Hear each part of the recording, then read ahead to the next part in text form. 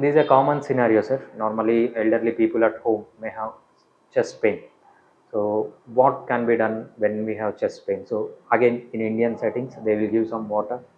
They will make them to drink water and sit and call for ambulance. Before ambulance comes, is there anything can be done? Yes. So that's a very excellent scenario what you said. So chest pain, the most commonest symptom. It's called a symptom. That's because the patient perceives the pain. That's why it's called a symptom. Is a chest pain, which is very common we see in emergencies. So why do chest pains occur? Okay, so this is the chest, right? We all know this is the chest. Okay, chest has many organs from outside to inside. I'll just mention from outside. Outside you have a skin, you have muscles, fascia, tendons, you have rib cage, sternum, ribs and cartilage which is attaching to them, and inside that you have pleura, lungs, inside that you have pericardium, heart, and below that you have a windpipe and then a foot pipe, that is esophagus, and behind that you have some other nerves and blood vessels and other things, and then you have a spine, and then you have a skin at the back. So this many organs are there in sequence. So you have a diaphragm, which is the biggest muscle in the body, which is separating your chest from the abdomen. So that's a big dome which is covering like this. And once you come to the abdomen part, is near the chest area, we have a liver, you have a gallbladder, you have a pancreas, you have a spleen. So, and you have intestine below that. Right. Literally, all the major organs are here in the chest. So, wherever you have any issue, the symptom you perceive is a chest pain. You understand? Right. So, that's why I told you this is the commonest symptom, which is a chest pain. Okay. So, how do you differentiate between a heart pain and a chest pain? Now, you know the difference when I use heart pain and a chest pain. Okay, heart pains are usually very severe, sir.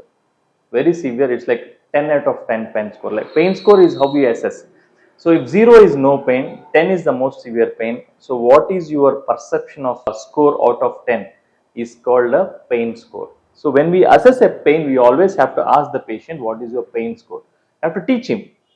Teach him many ways, like you can tell 0 to 10, or you can tell this much to this much, or you can tell height wise, or you can tell severity, like open your finger. So as long as the patient understands what your question is, he should be able to tell you how much pain he has at that particular. Normally it can be easy pain. Yeah, yes. What is the rate of the rate of the pain? Yes, exactly. 1 to 5. 1 to 5, even that you can ask, very simple. Or you can just tell him 100 rupees, how many rupees of pain you have. That it's easy. Illiterates usually understand in this way. Literates usually they understand 0 to 10 scale, they'll understand. Okay, rate you can understand. So mainly the purpose of this point is like you need to ask them what is the severity of the pain. First thing, is it a sudden onset or a slow onset? Was there few days before now? Whether he was suffering with less pain, now it has become more. And then third one, is it radiating anywhere? What do you mean by radiation? That means all our nerves which are originating from our brain and spinal cord, they give distribution. They have different nerve endings which supply to different organs. So when one particular nerve organ is perceiving pain, it can radiate the pain to other nerve endings. That's why a pain, heart pain which you are having here can go to jaw, can go to left shoulder, can go to the left hand in the medial part, inner side of the left hand, can go to back, can go, sometimes it can go to right shoulder and right inside of the hand. So this is called radiation. So when you have a radiation, it is significant. Okay, it is significant. Okay, so you have onset, sudden or slow, you have a severity, and you have a location where exactly it is, and you know where it is radiating. And again you should ask, is it a repeated pain or the first time pain? Sometimes if it is repeated pain, they will know, okay, this is the same pain which I got as a heart pain. It is the first time. Okay, first time, did it come down any time? Did you take any medication? Is it increasing on exertion? Like walking it increases, running it increases, sitting it subsides. So these are the main history you have to take. It will help us in differentiating classic heart pain versus a non-classic chest pain. Okay. So once you feel that it is a classic heart pain, yes, that means you are dealing with a heart attack right now. don't take any other suggestion, other diagnosis into the mind. You need to take him to the hospital right away. So most of the people waste their time in taking to nearby smaller clinics where they don't have advanced, either not even ECG. So don't waste your time in taking a place where they don't have ECG or they don't have a person who can diagnose an ECG. Okay, so go always to a place where at least where they can get an ECG and they can be able to confidently tell, okay, this is not a heart attack for you. Okay, so most of the times what ECG what we do is a 2D search, like means it's a time now. How is your heart now is what the ECG tells. So sometimes we will require you to take ECG at a frequent intervals, like a half an hour time or 40 minutes time, 1 hour time. So we will give you some medicine and then we'll let you stay there for half an hour to 2 hours. We'll do serial ECGs and we'll see any significant dynamic changes in the ECG. Okay. So when we see the dynamic changes, even now if the heart is normal, after half an hour if it is not normal, we'll immediately know that it is heart attack. Right. So when you are having this particular heart attack, it is very important for you to reach a hospital, a cardiologist, a cath lab, where they can do an angiogram, emergency angiogram, and they can see which of your blood vessel is obstructed in your heart and they can open it up. That is the best treatment possible for a heart attack. Right. Okay, and then sometimes at night cardiologist is not available but you are in the hospital, sometimes they can give you a medicine which dissolves the clot. Okay.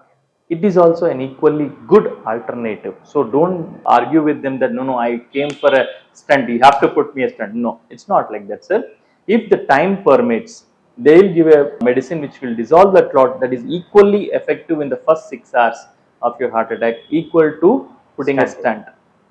Okay, so this is what they do in the hospital. So what your question was, what can I do at home to prevent this? Yes. Sir, heart attacks, what happens when the heart attack is, there is some cholesterol which is there in the blood vessel. So what it causes is it decreases the blood flow. Correct? Right. There is a road. You have parked your car beside the road, which is coming onto the road. Now what will happen to the traffic? It slows. Right. Correct? It slows. Like you, one other person has parked another car behind you, another car behind you. What happens? It becomes a traffic jam. Yeah. That means blood also, it is going freely, there is some obstruction, it slows down.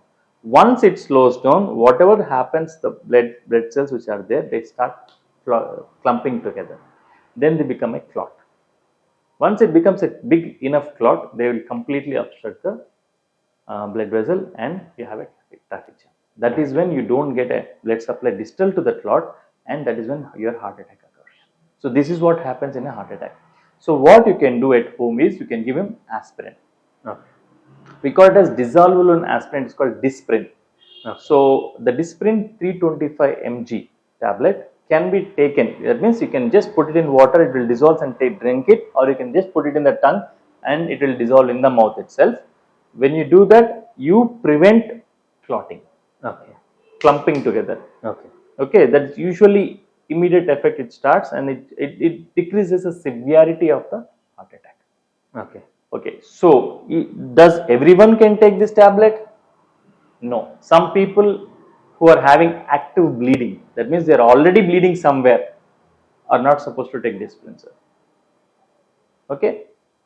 Any other alternative medicine? Usually there is no alternative to aspirin, but being said that the blood pressure is high, the pain is very high, what we tend to give them is nitroglycerin, sublingual nitroglycerin, what we give, sorbitrate. Usually 2.55 mg is what we give, but we put it under the tongue so that it will again swallow. What it does, it decreases the blood pressure and decreases the load on the heart. Okay. And then it decreases the symptom, Okay. heart pain symptom, but it doesn't prevent heart attack. Okay. As such, it doesn't cure, but it decreases the symptom because it decreases the load and decreases symptom. Very precaution we have to take is, once you take this sorbitrate, you have to make the patient lie down on a flat surface. As I told you, because the blood pressure comes down, he will feel giddy and he will fall. That will be another complication to the patient. So when you are taking a sorbitrate, you have to be in a lying down position or recovery position if you want. Okay. Okay, so this is the precautions you need to take. So these are the only two medicines we suggest them to take during a heart pain. But other medicines are usually they don't actually recommended without a doctor's prescription or doctor's advice. So as I told, the minute you get a chest pain, think it is a heart pain, go to a professional, get an ECG done, see if it is not a heart pain. If they want advising you serial ECGs, get it done. Don't be in a hurry to go home or do anything. Get yourself evaluated and get done. Who will get more chest pains, sir? Who will get more heart pains? Smokers. The people who are drinking alcohol, the people who are having diabetes, hypertension, obese patients, there are people who are having high cholesterol in their body. So these people are more tend to get heart attacks along with the people who are having a family history. That means father, mother, brothers, sisters who are having a heart problem in their life at a young age, then you are prone to get at a young age. That's the reason we have healthy heart checks, regular intervals. Every year you can get your cholesterol and other things checked, ECG checked, 2D echo checked, meet with a cardiologist, and then have a healthy lifestyle. You can always prevent a chest pain.